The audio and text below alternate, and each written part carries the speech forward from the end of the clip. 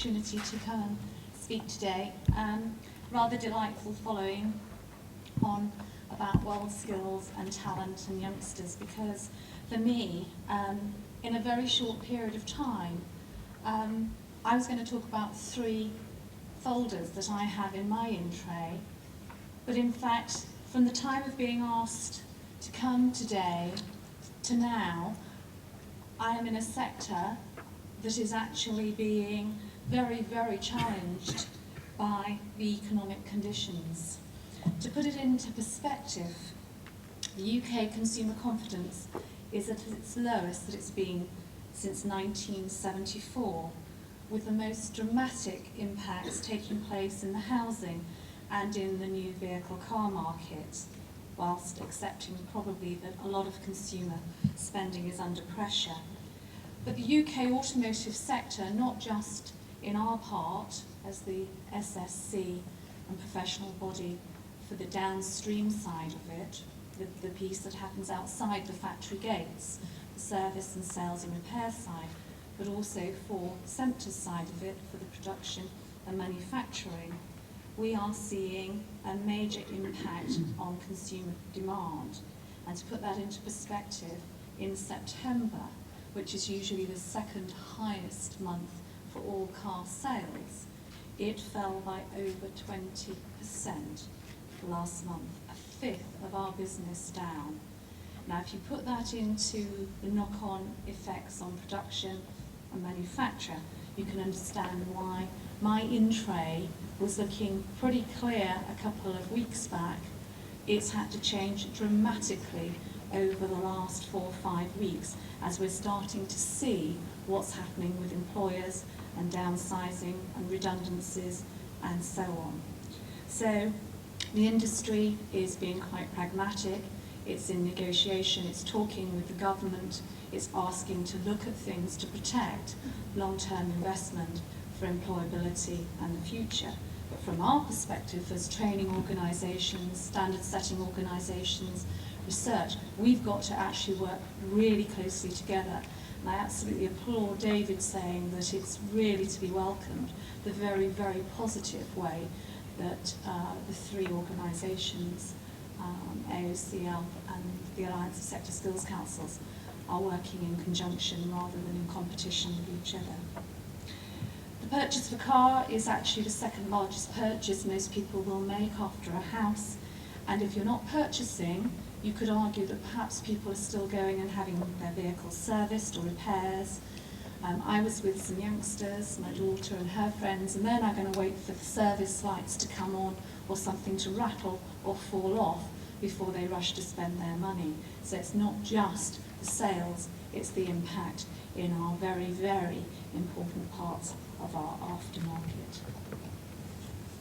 So I had 3 folders: apprenticeships, one of my all-time favourite subjects, national occupational standards, where as a relatively new Sector Skills Council, we've been in existence from the merger of the IMI as a professional body with automotive skills to be the SSC.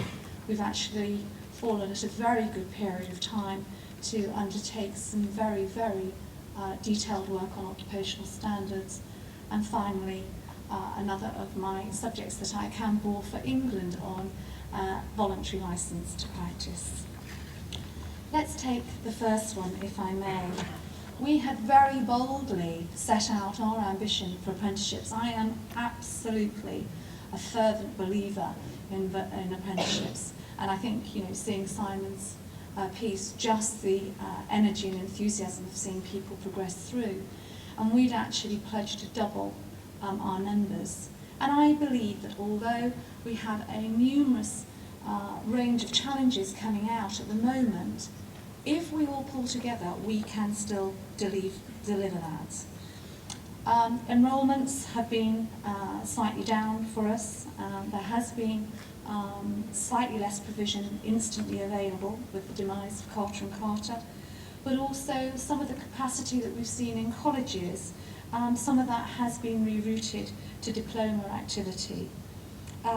And the other area that is of concern to me, particularly, is about work placements and the impact that the changing market in terms of employers is having in what they are offering. Employers, those of you that may well know Inchcape, one of our major PLCs in the industry, they are actually now terminating apprentices. They're going through redundancies. So what we're looking to do is to try and find alternative ways of redirecting those apprentices away from employer-led programs, but actually through then to program-led providers and programs there. What we're finding is that there is restructuring going on in a lot of the major employers. Those of you that have kept a keen eye on the stock market, we had a collapse of share prices in our industry last week, mainly because a lot of the traders don't fully understand the car market, and when they see 20% drops, they actually then lose confidence about their investments in it. So we're having to face some interesting challenges. But actually, where we're seeing some redundancies in middle management, that's slightly concerning for us, because it's often with the large employers not the cost of having apprentices with their salaries being relatively low, but it's the cost of management costs of administrating and keeping those processes going. So same sort of call for help as Simon made. We all need to be doing our piece to actually help make sure that apprentices that are on programs there is changes, that we do get continuity. We're working with the LSCs to try and get people transferred on placements, but also we need to encourage employers, even if they are nervous, to actually show them the whole economic argument as to why they should continue through.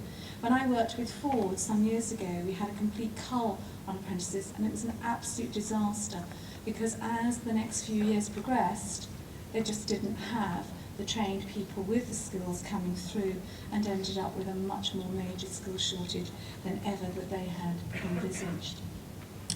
We've had a very, very exciting year in terms of the enthusiasm to get more apprentices in, and we've got some very large independent businesses in our sector, whereby we're actually lobbying government at the moment to give them support to set up academies working through colleges and providers to actually increase the number in the small and medium enterprises in our sector. For a sector that has 69,000 businesses, 68,000 of them have sub-10 employees, and that therefore makes it absolutely imperative that we get lots of good messages out of the business benefits and the development that a business can take in terms of profitability and productivity, by engaging at the very time when people are nervous and looking to cut costs.